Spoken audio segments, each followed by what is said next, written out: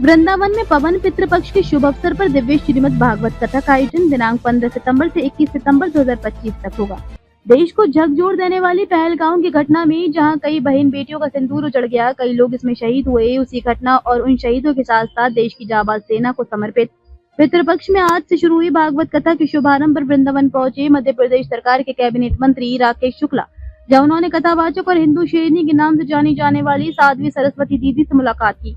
वहीं उनके इस कथा के दौरान अपनी पूर्ण भागीदारी सुनिश्चित करते हुए कथा में सहभागिता दिखाई, जहां पर एमपी के कैबिनेट मंत्री राकेश शुक्ला ने मीडिया से हुई बातचीत में बताया कि ये कथा ऑपरेशन सिंदूर को समर्पित है और हम पहलगाम हमले के शहीदों के परिजनों को यहाँ पर कुछ सांत्वना राशि में भेंट करेंगे। उन्हें भी यहाँ कथा में बुलाया गया है। वहीं जब उनसे पहलगाम हमले के शहीदों और ऑपरेशन सिंदूर को समर्पित इस कथा के साथ कल खेले गए क्रिकेट के देश भर में विरोध के सवाल किए तो उनका साफ कहना था कि जो भी हुआ वो मेरे ऊपर का मामला है, मगर मैच हम जीते, इसके लिए सभी देशवासियों को बधाई। जो जी हमारा विषय नहीं है, हमारे ऊपर का विषय है, ये अपना विषय नहीं है।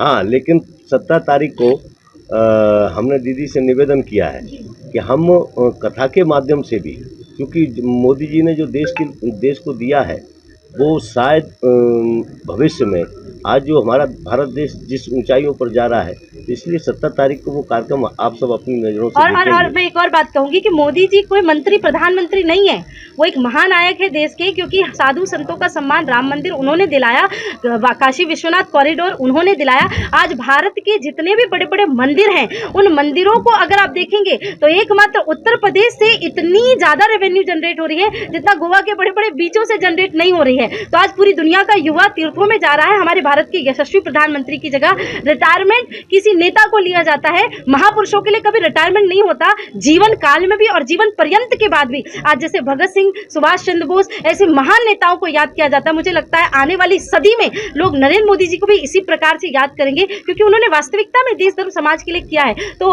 कविता जी, मैं यही चाहूंगी कि ये जो प्रश्न है हम कथा से रिलेटेड बात करें, और रही बात 17 तारीख को हम सब मिलकर के उस महानायक का जन्मदिन अवश्य मनाएंगे, क्योंकि हम व्यासपीठ से आशीर्वाद तो दे ही सकते हैं कि इसी प्रकार से आगे बढ़ते रहे, देश धर्म समाज के लिए कार्य करते रहे। और क्योंकि ये धर्म की कथा है तो धर्म की कथा में धर्म की स्थापना हो, इसके लिए हम उनको आशीर्वाद भी प्रदान करेंगे। देखिए, भागवत महापुराण में एक श्लोक आता है, आद्र शुष्कम लघु स्थूलम वांग मनः कर्म भी कृतम श्रवणम विदेहात पापम पावकः समिधो यथा। श्रीमद् भागवत कथा एक ऐसी कथा है जैसे विशाल अग्नि जल रही है और उसमें छोटी बड़ी मोटी पतली कैसी भी लकड़ी डालो वो सब जल के भस्म हो जाती है। वैसे ही श्रीमद् भागवत कथा है, मोक्ष से लेकर के व्यक्ति के पापों के नाश तक या किसी भी प्रकार की आपकी भावना है, श्रीमद् भागवत कथा पूरी तरह से उन भावनाओं का सम्मान करते हुए आपके सभी प्रकार के चाहे मोक्ष की भावना हो, चाहे जीवन उत्सर्जन की भावना हो, ये सारी भावनाओं को पूर्ण करती है। इसलिए श्रीमद् भागवत कथा ही मोक्ष के लिए सुनाई जाती है। कथा का वृंदावन में